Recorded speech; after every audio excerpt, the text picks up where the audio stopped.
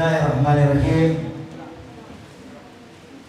Assalamualaikum warahmatullahi wabarakatuh.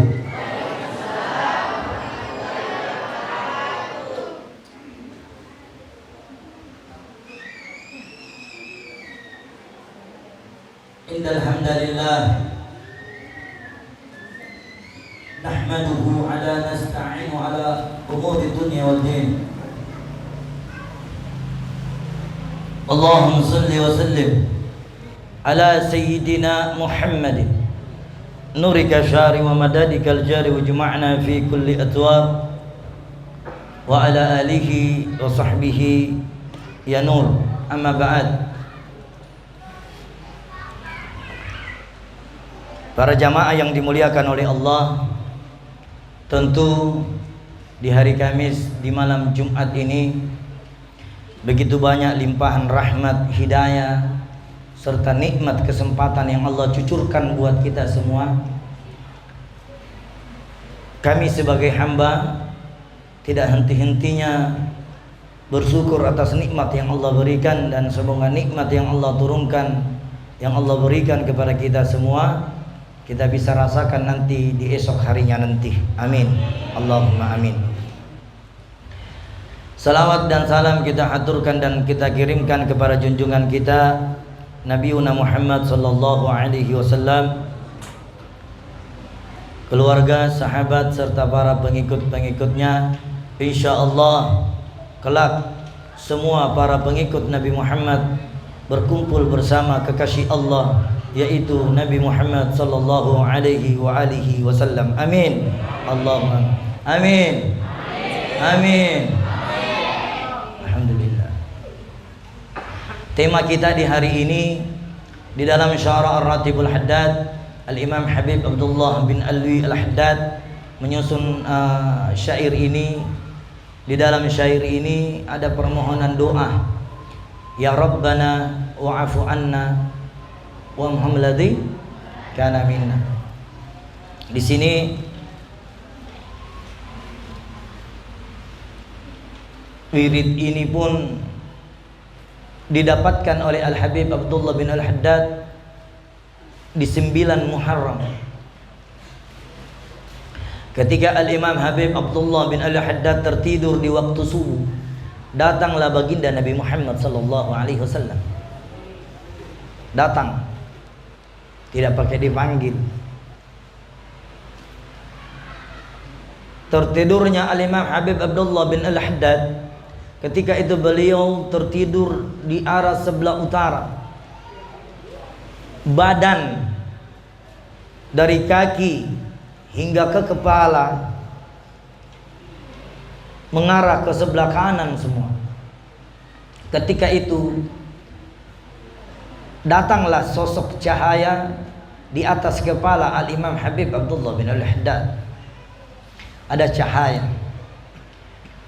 Terbangunlah Al-Imam Habib Abdullah bin Haddad. Padahal Al-Imam Habib Abdullah bin Al-Haddad orang buta. Kenapa bisa dia melihat cahaya? Dia tahu ada cahaya yang datang. Al-Imam Habib Abdullah bin Al-Haddad ini buta di umur 7 tahun, tapi dia bisa menghafal Al-Quran dan dia bisa menghatamkan Al-Quran 7 kali dalam sehari. Al-Imam Habib Abdullah bin Haddad ini buta di umur 7 tahun, bisa menghafal Al-Quran dan juga bisa menghatamkan 7 kali Al-Quran. Kita mau sentuh Al-Quran saja bagus-bagus kalau kita bisa sentuh 1 hari. Ini dia buta matanya. Singkat cerita, terbangunlah Al-Habib Abdullah bin Al-Haddad dan dia melihat cahaya yang tidak pernah dia lihat sebelumnya. Dia melihat cahaya matahari tidak sebanding dengan cahaya yang didatangi, yang di atas kepala. Sampai-sampai mata beliau yang buta bisa menembus cahaya melebihi dari cahaya matahari dan rembulan. Melebihi dari cahaya matahari dan rembulan. Kalau kita andai-andai Seandainya di atas kepala kita ini tertancap atau terpasang lampu sorot yang wattnya kira-kira berapa? Kira-kira lampu sorot yang paling terang itu kira-kira berapa? Ada 500 watt, ada 1000 watt. Kalau 100 watt itu kita di Padepokan juga ISM pakai 100 watt, tapi terangnya masih belum. Pakai 1000 watt. Kira-kira mampukah kita? Kuatkah kita menahan panas lampu sorot yang 1000 watt yang jaraknya 1 jengkal dari kepala kita? Mampukah kita? Jawabnya, jangankan 1 jengkal, lampu sorot yang wattnya 1000 watt ke atas, jaraknya saja dari lampu gantung yang ada di atas masjid ini, panasnya sudah bercucuran keringat kita. Karena apa? Karena panas.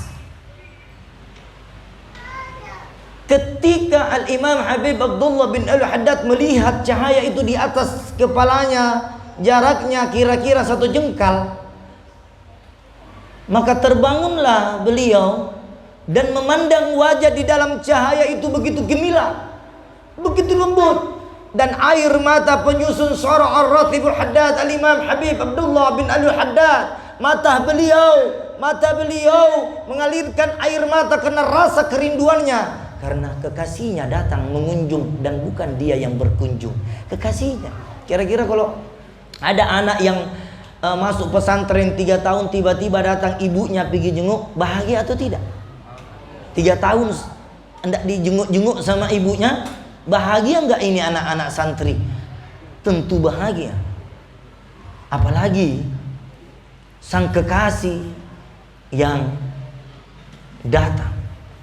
Setelah beliau datang, Nabi Muhammad datang dan berbisik di telinga Al-Imam Habib Abdullah bin Al-Haddad. Dia berbisik, wahai Bani Alawin, wahai keturunanku dari Bani Alawin, keturunan Nabi dari Bani Alawin. Dia berbisik, wahai keturunanku dari Bani Alawin, akan kuberikan engkau 1 wirid, dan wirid ini mengalahkan 1421.000 wirid yang aku sebarkan. Mengalahkan. Terdengarlah suara merdu dari Nabi Muhammad, ya Rabbana wa'afu anna wa'amhum ladhi kana minna. Terdengar di telinga kanan dari Al-Habib Abdullah bin Al-Haddad, ya Rabbana wa'afu anna wa'amhum ladhi kana minna. Terulang itu sampai 7 kali di telinga Al-Habib Abdullah bin Al-Haddad. Terulang. Kalau kita mau baca sejarahnya, ini Syara Ar-Ratibul Haddad. Ini syarahnya ada di dalam sini. Syara Ar-Ratibul Haddad. Setelah Nabi mengatakan ya Rabbana wa'afu anna wa'amhum ladhi kana minna 7 kali, tiba-tiba Al-Habib Abdullah bin Al-Haddad melihat wajah Nabi. Dan melihat wajah Nabi itu, dia melihat hidung Nabi tidak lagi ada kulit, melainkan halusnya wajah Nabi. Tangannya wajah Nabi, tangan Nabi. Al-Imam Habib Abdullah bin Al-Haddad memandang tangan Nabi, tangan penghulu alam, menembus dari depan ke kanan. Itu darah kelihatan mengalir di darah Nabi. Kelihatan darahnya mengalir.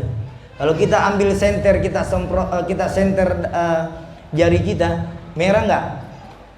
Itu merah. Tapi Nabi tanpa kena senteran, kan, tanpa kena cahaya, dari atas ke bawah ini tembus, kelihatan darahnya. Bahkan di masa hidupnya pun seperti itu. Melihat tembus. Dan urat-uratnya Nabi tidak ada seperti urat-urat manusia yang bengkok kiri kanan, lurus semua. Melihat wajah. Ketika Al-Imam Habib Abdullah memandang wajah Nabi, memandang tangan Nabi, memandang bibir Nabi, tidak ada lagi kenikmatan yang dipandang selain dari nikmat. Apa kata Al-Habib Abdullah? Ya Rasulullah, apakah hanya doa ini yang kau berikan kepada aku? Aku lebih suka memandang wajahmu dari apa yang ada di isi dunia. Al-Imam Habib Abdullah bin Al-Haddad mengatakan kepada Nabi, aku lebih suka memandang wajahmu ya Rasulullah daripada dunia dan isinya. Jadi Al-Imam Habib sendiri mengatakan, aku lebih suka memandang wajahmu ya Rasulullah daripada dunia dan isinya. Ketika setelah itu terbangunlah Al-Habib Abdullah bin Haddad. Terbangun. Terdapatlah doa ini ketika Al-Habib Abdullah bin Al-Haddad mengumpulkan bacaan ini. Semua bacaan yang ada di dalam ratib, kita buka sejarahnya ratib. Kita buka saja sejarahnya ratib. Dari awal hingga akhir, susunan bacaan ratib ini bukan disusun secara langsung oleh Al-Habib Abdullah bin Al-Haddad, tapi satu persatu bacaan ini yang membawa oleh Nabi Muhammad sallallahu alaihi wasallam. Jadi semua dari awal hingga akhir. Awal Ummul Fatihah, di akhir ya Allah biha ya Allah biha ya Allah bihusnil khatimah. Jadi di awal dia membuka dengan Ummul Kitab, di akhir dia tutup dengan husnul khatimah. Siapa di antara kita yang senantiasa selesai sholat, selesai dia berdoa, dia lalu mengangkat membaca Ummul Quran, dia tutup doanya dengan Ummul Quran, lalu diselipkan lagi ya Rabbana wa'afu anna wamhum ladzi kana minna, lalu ditambah ya Allah biha ya Allah biha ya Allah bihusnil khatimah. Maka sempurnalah doa kita. Maka sempurnalah doa kita. Tidak ada satupun manusia yang tidak mau berdoa. Siapa yang mau? Ada salah satu kisah saya lagi angkat, Al-Habib Soleh Tanggul. Al-Habib Soleh Tanggul mengatakan, kenapa saya digelari doa saya secepat kilat menyambar? Al-Habib Soleh Tanggul mengatakan, kenapa saya diberi gelar doa saya secepat kilat yang menyambar? Karena rahasianya dia membaca Al-Fatihah, dia membaca ya Rabbana wa'afu anna wahum ladzi kana minna, dan dia tutup doanya ya Allah biha ya Allah biha ya Allah bihusnil khatimah. Ini Al-Habib Soleh Tanggul. Tidak ada yang tidak kenal di Tanggul sana, Jawa. Jawa apa? Siapa yang Jawa? Pernah dengar kisahnya Habib Soleh Tanggul? Jawa Timur. Jawa Timur. Habib Soleh Tanggul. Ini doanya luar biasa. Jadi di antara kita siapa yang mau dikabulkan doanya? Hafal ini doa. Pertama, kita sudah selesai berdoa, tambah lagi doa kita yang kedua, baca Al-Fatihah, baca ya Rabbana wa'afu annahum ladzi kana minna, baru ditutup ya Allah biha ya Allah biha ya Allah bihusnil khatimah. Di dalam sejarah ini lagi saya akan mengangkat satu kisah di mana kisah ini dikarang oleh Al-Imam Syekh Abu Bakar bin Syarif Fahril Wujud. Saya sedikit membaca, diriwayatkan bahwa Abbas bin Abdul Muthalib pernah berkata kepada Rasulullah, wahai Rasulullah, ajarkanlah aku suatu kalimat yang dapat kugunakan untuk memohon kepada Allah. Abdul Muthalib minta sama Rasulullah, ajarkan aku doa agar aku bisa meminta kepada Allah. Setelah itu Rasulullah sallallahu alaihi wasallam berkata kepadanya, wahai Abbas, wahai paman Rasulullah, mohonlah kepada Allah permintaan maaf, keselamatan dunia dan akhirat. Wahai Abbas, Abbas ini pamannya Nabi. Paman Nabi datang kepada Nabi, ya Rasulullah, kasih saya doa yang dapat menyelamatkan saya dari ampunan. Dari ampunan. Kasih saya. Apa dikasih? Ibnu Abbas diberikan doa ini sama seperti diberikan Al-Habib Abdullah. Apa doanya tadi? Semua sama-sama. Ya. Ayo sama-sama. Ya Rabbana. Ikuti Habib. Ya Rabbana. Wa'afu anna. Wamhum ladzi kana minna. Pertanyaannya, kalau Syarah Ratibul Haddad ini di zamannya Al-Habib Abdullah bin Al-Haddad itu jauh dari zamannya Ibnu Abbas. Jauh. Jaraknya jauh sekali. Tapi terlebih dahulu paman Nabi ini minta doa mustajab. Ya Rasulullah, wahai keponakanku, kasih kak doa. Saya pakai bahasa Indonesia. Wahai keponakan saya, berikan saya doa yang terbaik. Ini Ibnu Abbas minta, berikan saya doa yang terbaik. Lalu Nabi memberikan, ya Rabbana wa'afu anhum ladhikana minna. Ini diriwayatkan. Asy-Syaikh Abdurrahman As-Suyuti dalam tafsirnya Ad-Durrul Manzur, dalam kitab Ad-Durrul Manzur, di dalam kitab ini menjelaskan dalam tafsir surat Al-Jumu'ah, dikeluarkan oleh Ibnu Abi Syaibah dari Hilal bin Yasar, bahwa Nabi sallallahu alaihi wasallam bersabda, sesungguhnya pada hari Jumat ada satu waktu yang apabila kalian berdoa di dalamnya, apabila kalian berdoa memohon di dalamnya kebaikan kepada Allah, niscaya Allah pasti memberinya.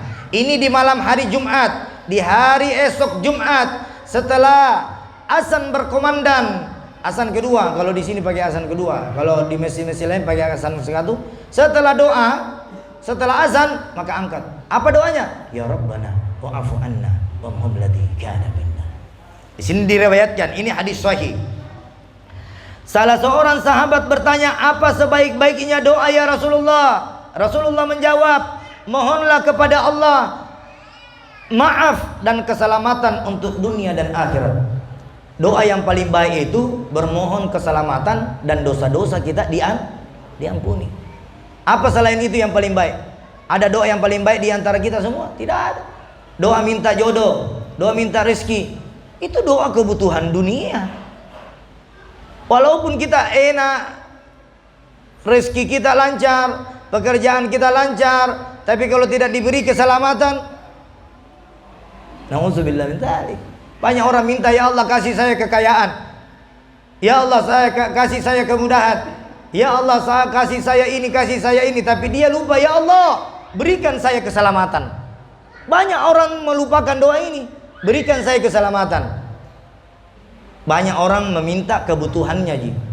Ya Allah kenapa saya susah, ya Allah kenapa saya sulit, ya Allah kenapa saya begini, kenapa saya begitu. Banyak. Coba, itu urusan dunia. Tapi doa ini bukan urusan dunia. Di situ ada permohonan ampunan dan permohonan keselamatan. Kalau bahasa tadi, doa Allahumma inna nas'aluka salamatan fid din. Kenapa doa ini diawali dengan selamat? Makanya berdoalah dulu agar kalian diberi selamat, baru minta lain-lainnya. Jangan minta dulu kebutuhan baru minta keselamatan. Minta keselamatan dulu baru minta yang lain-lainnya. Allahumma inna nas'aluka salamatan fid din. Baru minta wa'afiatan fil jasad, wasiyadatan fil ilmi, fil rizqi. Ini diminta berkah umur, berkah rezeki. Jangan minta Allahumma wa ababa rizki wa ababa ni'mah wa ababa salama. Terakhir disimpan selamanya. Nah, seperti itu. Terus dalam kitab Ghayatul Ghas wal Murad, dalam kitab Ghayatul Ghas wal Murad disebutkan bahwa Al-Habib Abdullah bin Ali Haddad berkata, barang siapa yang telah sembuh dari barang siapa yang telah sembuh dari maksiat, bukan penyakit. Ini Ghazwatul Qulub, Ghayatul Ghus wal Murad. Nah, Al-Imam Habib Abdullah bin Ali, barang siapa yang sembuh dari penyakit Ghazwatul, penyakit apa? Penyakit maksiat. Sehat badan tapi otak kotor. Bagaimana yang dibilang otak kotor itu? Teman makan teman. Ada teman sukanya bergaul sama kita kalau ada uang. Tapi kalau tidak ada uang, bagaimana? Tapi alhamdulillah yang saya maksud itu bukan di dalam ruangan ini. Saya yakin bukan di dalam ruangan. Di dalam ruangan ini insya Allah Abu Hayat baik-baik semua. Barang siapa yang telah sembuh dari penyakit maksiat, penyakit melanggar perintah Allah, mendapat petunjuk agar bersungguh-sungguh dalam bertaat kepada Allah, maka siapa yang dosanya sebesar gunung Uhud, siapa yang maksiatnya sebesar gunung Uhud, siapa yang suka minum khamar, minuman keras, maka kalau piring mau dibersihkan pakai apa? Sunlight, pakai rinso bisa ya? Pakai rinso. Kalau itu piring, kalau rambut mau dibersihkan pakai apa? Kalau gigi mau dibersihkan pakai apa? Kalau kuku dibersihkan pakai apa? Hah? Kuku mau dibersihkan pakai apa? Kok pakai kuteks? Hah? Pakai gotong kuku? Hah? Semua punya alat. Semua punya alat. Mau bersihkan telinga pakai apa? Hah? Tusuk telinga. Mau bersihkan tai mata pakai apa? Pakai kaki atau pakai tangan? Tangan atau kaki? Tangan atau kaki? Kaki atau tangan? Itu ada semua. Bersihkan mata pakai tangan. Yang disunnahkan oleh Nabi pakai tangan apa? Kiri. Karena ini tai. Jangan gunakan bersihkan matamu pakai tangan kanan. Karena adakah manusia yang bersih di muka bumi ini? Tidak ada. Ada namanya ketombe, ada namanya tai telinga, ada namanya tai mata, ada namanya tai hidung, ada lagi namanya tai gigi, tai ngungu. Apalagi? Ada tai kuku, ada tai kaki, ada tai poci, ada tai di bawahnya poci lagi. Di bawahnya poci ada lagi tai. Semua bertai. Kita dicipta dari tanah. Tanah itu kotor dan kita akan kembali kepada tanah. Jangan kita dicipta dari tanah kembali ke tanah. Bukan begitu kata Nabi. Memang kuciptakan kalian dari tanah, tapi bersihkanlah dirimu sebelum masuk di dalam tanah. Bagaimana cara membersihkan hati? Bagaimana membersihkan dosa maksiat? Ada yang tahu? Ada dosa lahir, ada dosa batin. Ada dosa yang jelas. Ada dosa yang jelas. Ada maksiat yang jelas. Tapi ada maksiat yang di dalam hati. Mana yang lebih besar maksiat dan dosanya? Siapa yang bermaksiat lahirnya, maka dosanya diampunkan oleh Allah. Tapi siapa yang berdosa dari batinnya, dia menceritai saudaranya, dia membenci saudaranya, dia iri sama saudaranya, dia menghasut sama saudaranya, dia mengintip rahasia saudaranya, dia bersombong-sombong di hadapan saudaranya, dia berbangga-bangga kepada saudaranya. Inilah dosa yang dibilang dosa batiniah, dosa yang tidak terlihat. Dahsyatnya lebih besar dosanya daripada dosa yang terlihat dan yang disengaja. Kalau berdoa gitu, makanya berdoa, ya Allah ampunkan dosaku lahir dan batin, ampunkan dosaku besar dan kecil, ampunkan dosaku yang saya sengaja ataupun yang saya tidak sengaja, ampunkan dosaku yang saya lihat ataupun yang saya tidak lihat. Taubatan nasuha, astaghfirullah semua, Rabbal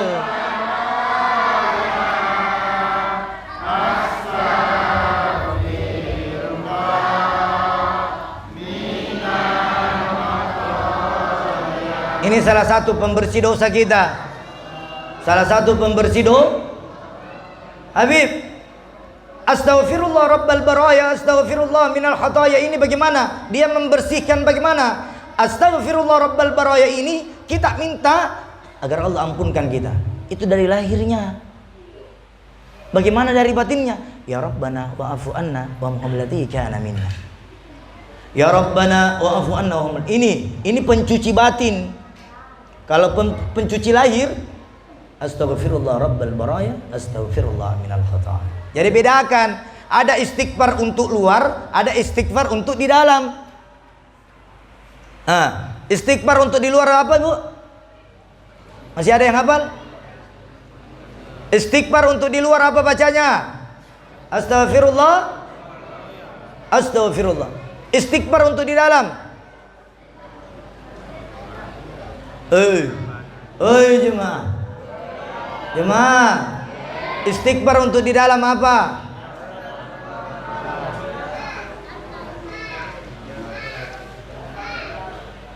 Anda tahu ini ragu-ragu atau tidak dihafal? Dihafal. Cuci luar, cuci dalam. Sekarang kalau kita cuci baju di mesin cuci, ada berapa kali pencucian? Ada berapa kali pencucian baju kita kalau di mesin cuci? Pertama apa? Dibilas air biasa, direndam. Setelah itu ditaburi hand body. Apa? Deterjen. Dikasih deterjen. Sudah itu dicampur ini, sudah itu digiling, sudah itu dipindahkan lagi di mesin pengeringan, sudah itu diangkat, dijemur, sudah itu dijemur, diangkat, dikumpul, disetrika, sudah itu disemprot lagi pakai melte. Apa? Kiss spray. No English. Indonesia. Yes, Bugis Makassar. Alhamdulillah. Berarti banyak proses kalau mau membersihkan baju yang kita sudah Bagaimana prosesnya kalau kalian mau membersihkan hati kalian? Masa prosesnya saja ambil udu, kerjakan sholat taubat, sudah istighfar, prosesnya? Tidak, saudara. Cuci baju saja banyak prosesnya. Jangan orang bilang, 1 tahun bermaksiat, tapi 1 hari dia minta ampun sama Allah langsung dibersihkan. Saudara, bagaimana bisa? 1 tahun, 2 tahun maksiat, memang Allah Maha Pengampun. Datang kepadanya, siapapun yang datang kepadanya membawa dosa apapun besarnya, maka Allah akan mengampunkan. Tapi lihat dulu bagaimana caranya. Apakah seperti baju yang kalian pakai kalau kotor dicuci, direndam, ini. Susah, saudara. Ampunan dosa itu tidak gratis. Yang gratis itu maksiat. Gratis. Siapa mau maksiat gratis, tapi dosa bayar. Siapa yang mau menebus dosanya, dia harus bayar. Bagaimana cara membayar? Pertama, berjanji di hadapan Allah untuk tidak mengulangi lagi perbuatan dosa yang sama yang dia pernah lakukan. Itu dulu, niat dulu. Ya Allah, saya mau sholat tobat dan saya berjanji tidak akan mengulangi maksiat yang sama seperti bagaimana yang aku lakukan di kemarin hari. Ini prosesnya, niat dulu. Tidak ada langsung ambil udu, langsung sholat tobat, astagfirullah 3 kali, wes. Tidak ada, saudara. Tidak gampang. Apa yang dikerja, kotoran apa yang dikerja cuma 1 kali? Tidak ada. Tidak ada kotoran yang dikerja 1 kali cuci. Kalau kita mau bersihkan telinga tak, berapa kali goyang? Dicungkil-cungkil. 1, 2, 3, 4, diputar-putar sampai tak tutup mata. Itu bukan 1 kali, bahkan 2, bahkan ada yang pakai 2 kapas telinga. Tusuk apa namanya itu? Sustel. Kenapa saya yang bahasa Inggris kau bilang semua? Kalau saya tusuk telinga sih namanya. Itu. Kalau mau bersihkan gigi, berapa proses? Kumur-kumur dulu. Sudah kumur-kumur, ambil sikat. Setelah ambil sikat, isi odolnya. Setelah isi odol cara gosok gigi juga ada caranya. Begitu juga kalau maksiat, cara gosok gigi. Orang kalau ada gosok gigi dia kasih begini, salah. Kalau dokter bilang salah cara tak gosok gigi, masuk kiri diputar. Sama seperti cukur jenggot. Tapi jangan cukur jenggot ya, kumis saja. Saya bukan bilang yang ada kumisnya dicukur ya.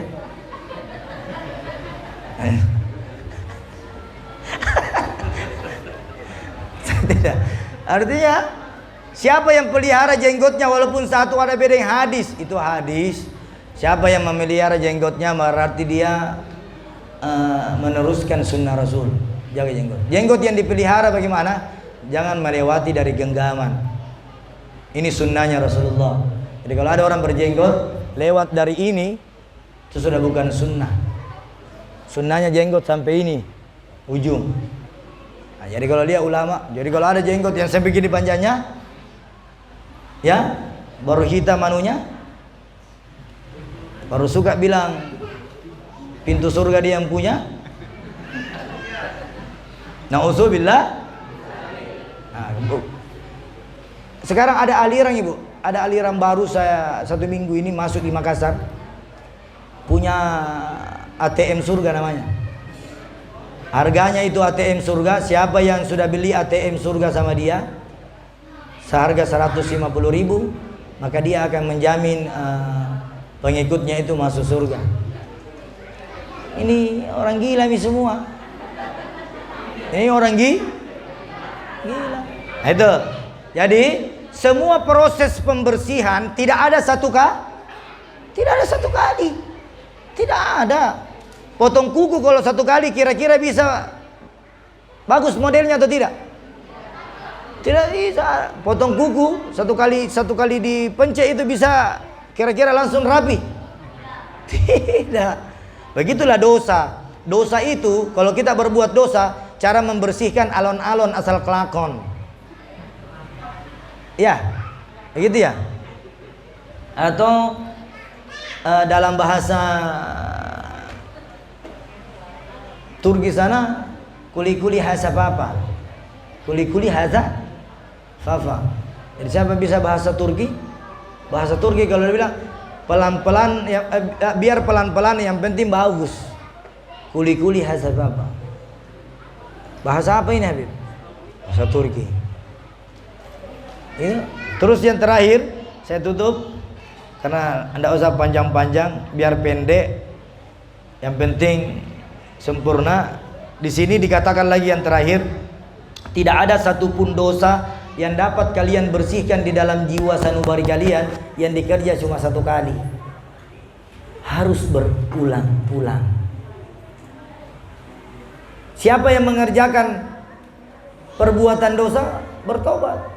Kalau perlu setiap kali sudah sholat, maka kerjakanlah sholat tobat. Setiap kali sudah sholat, kerjakan sholat tobat. Sholat tobat itu bukan berarti kita maksiat 1 tahun, 2 tahun, 3 tahun, 10 tahun, 50 tahun maksiatnya, datang menghadap sama Allah sholat tobat 1 kali, lantas dosanya tidak. Setiap kali kita sholat. Kenapa? Karena tidak ada yang sempurna, tidak ada yang bersih ketika kita tidak membersihkan. Jadi sebagai kesimpulan kita pada malam hari ini, dengar baik-baik. Semoga kita bisa bawa pulang di rumah tak masing-masing. Pertama, kesimpulan yang pertama, setiap kali selesai doa, setiap kali selesai berdoa, jangan dulu berdiri sebelum membaca Al-Fatihah, ditambah ya Rabbana wa'afu anna wa hum ladikana minna, dan ditutup dengan ya Allah biha ya Allah biha ya Allah bihusnil khatam. Begitu.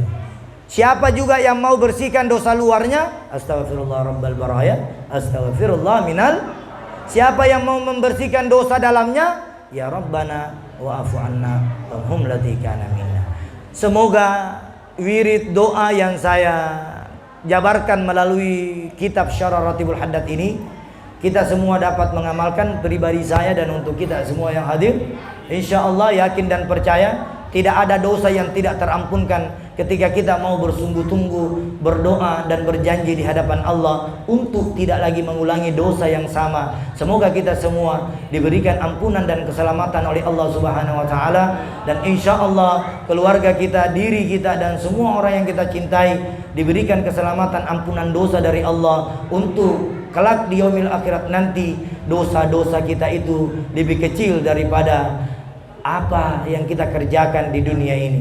Insya Allah semoga kita selamat dunia sampai akhirat. Mungkin itulah yang saya bisa sampaikan. Afdalu syikri fa'alam annahu la ilaha illallah, la ilaha illallah, la ilaha illallah. Al-aman min syawalil iman wa min fitnatis syaitan ya qadim al-ihsan kam laka alaina min ihsan ya azizu ya jabbar walhamdulillahi rabbil alamin bi sirril Fatihah.